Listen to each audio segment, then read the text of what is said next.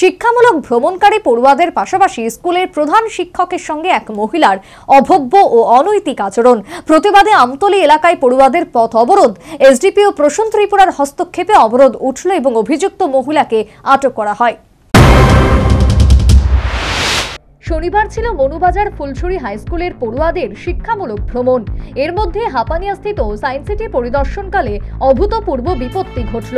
সংশ্লিষ্ট এলাকার একটি গাড়ি সারাইয়ের কারখানা থেকে জনৈকা মহিলা ওই কারখানার সামনে দাঁড় করানো শিক্ষামূলক ভ্রমণে আসা পড়ুয়াদের বাসটি সহ প্রধান শিক্ষক এবং ছাত্রছাত্রীদের ইচ্ছাকৃতভাবে জল দিয়ে ভিজিয়ে দেয়।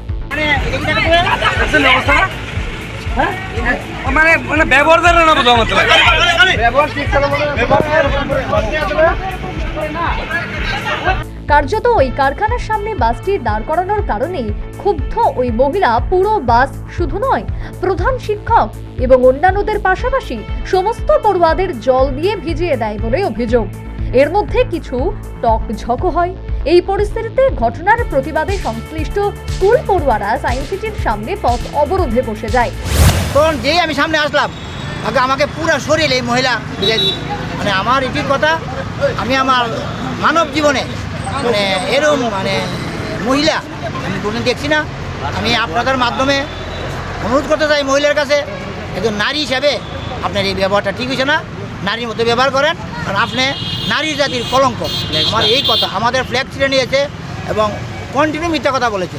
আমরা এখানে ঝগড়া করতে আসি না, ছাত্র নিয়ে আসি, আমরা ছাত্র সঙ্গে আমাদের সম্পর্ক, আমরা মানুষকে মানুষ গড়ার চাকরি করি। আমরা এই কথাই আমার।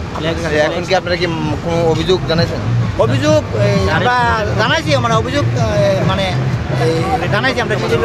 এই অবরোধের ফলে স্বভাবতই সংশ্লিষ্ট ব্যস্ততম সড়কে যানজট বেঁধে যায়। খবর পেয়ে এসডিপিও আমতলী সহ ঘটনাস্থলে ছুটে আসে পুলিশ। শেষ পর্যন্ত এসডিপিও প্রসূন ত্রিপুরার হস্তক্ষেপে অবরোধ মুক্ত হয় এবং পুলিশ অভিযুক্ত মহিলাকে আটক করেছে বলেই জানালেন এসডিপিও প্রসূন ত্রিপুরা। পেলাম যে এখানে স্কুল সায়েন্স সিটিতে যারা এক্সকারশনে আছে স্টুডেন্টদের নিয়ে, তো সেখানে একটা গাড়ি পার্ক করা ছিল। সেই গাড়ির মধ্যে নাকি সেই যে গ্যারেজটা আছে, গ্যারেজের যে একটা মেয়ে, সে নাকি পাইপের জল নিয়ে গাড়ির মধ্যে সব ছাত্রদেরকে ভিজিয়ে দিয়েছে এবং অকথ্য ভাষায় গালিগালাজ করেছে, স্ল্যাং ল্যাঙ্গুয়েজগুলো। এবং হেডমাস্টার মশাই যিনি আছেন, স্কুল টিম নিয়েছেন, ওনার সাথে নাকি খুব মিসবিহেভ করেছে। এবং দেখলাম ফ্ল্যাগটাও গাড়ি যে সামনে ব্যানার ছিল, ব্যানারটাও ছিঁড়ে নিয়ে গিয়ে ওদের গ্যারেজের পেছনে ফেলে রেখে দিয়েছে। তো খবর পেয়ে আমি এসে ছাত্রদেরকে আমি মানে কি বলে কথা দিয়েছি যে আমি এটা বিচার সুব্যবস্থা নেওয়া হবে এবং তাদেরকে আমি রিকোয়েস্ট করেছি এবং আমার রিকোয়েস্টে তো ওনার ছাত্ররা সাড়া দিয়ে রাস্তা অবরোধ ছেড়ে দিয়েছে। আর যে মেয়েটা যে ঘটনা করেছে আমরা তাকে ডিটেনশন।